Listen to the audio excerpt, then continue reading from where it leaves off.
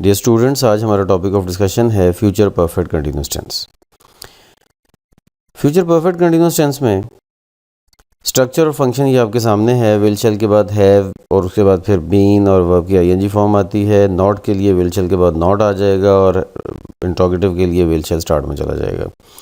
तो इस बात में पहले भी बात में बताई गई कि will shell first helping verb है, तो अगर नेगेटिव के लिए नॉट आना है तो भी फर्स्ट हेल्पिंग वर्ब के बाद, और अगर इंट्रोगेटिव के लिए सब्जेक्ट से पहले किसी हेल्पिंग वर्ब ने जाना है तो वो भी फर्स्ट हेल्पिंग वर्ब ही जाता होता है।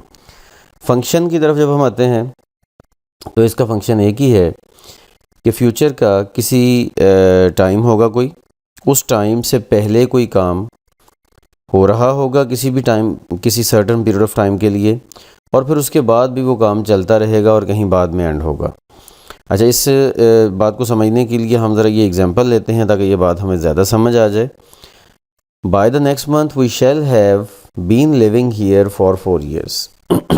इस सेंटेंस में हमें बताया जा रहा है कि नेक्स्ट मार्च जब आएगा तो उस टाइम तक हम यहाँ पे रहने के 4 साल कंप्लीट कर चुके होंगे। ठीक है, लेकिन उस टाइम पे ये काम कंप्लीट नहीं हुआ होगा, आगे भी चल सकता है। ठीक है, अगर हम ये शो करना चाहें कि ये काम आगे भी चल सकता है तो फ्यूचर परफेक्ट कंटिन्यूस आएगा, लेकिन अगर हम ये शो करना चाहें कि हम वो काम उस वक्त तक कंप्लीट कर लेंगे और उसके बाद आगे नहीं चलेगा तो फिर फ्यूचर परफेक्ट आएगा। फिर क्या होगा? By the next March we shall have lived here for 4 years, यानी कि 4 साल हम कंप्लीट कर लेंगे और चांस यही है कि इससे आगे ये काम नहीं चलेगा। अगर चांस हो कि उससे आगे ये काम चलेगा तो फ्यूचर परफेक्ट कंटिन्यूस टेंस आएगा। ये फ़र्क है। और सेकंड एग्जांपल में भी आप देख लें, by the end of this month he will have been teaching for 20 years,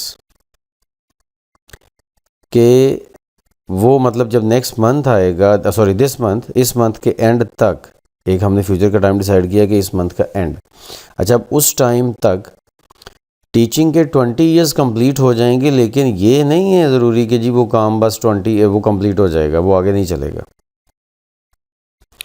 इसलिए फ्यूचर परफेक्ट कंटिन्यूस टेंस आएगा। अगर हम ये कहना चाहेंगे कि वो काम इस मंथ के एंड पे कंप्लीट हो जाएगा और वो आगे चलने का चांस नहीं है, तो फिर हम फ्यूचर परफेक्ट टेंस यूज़ करेंगे कि यानी कि 20 years ही उसने कंप्लीट करने थे, इस मंथ के एंड तक कंप्लीट हो जाएंगे और ये काम आगे नहीं चलेगा। ये ज़रा देखें टेंसेस में आपस में किस तरह का माइनर सा डिफरेंस होता है फंक्शन का, जिसकी बेस पे टेंस का यूज़ डिफरेंट हो जाता है।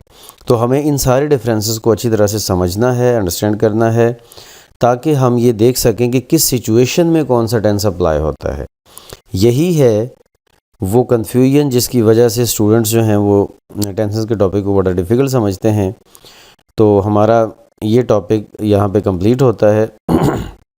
और अगर आप लोगों को इसके बारे में फ़र्दर गाइडेंस, प्रैक्टिस या कोई डिटेल लेक्चर्स वगैरह चाहिए तो आप इस फ़ोन नंबर्स पर रब्ता कर सकते हैं।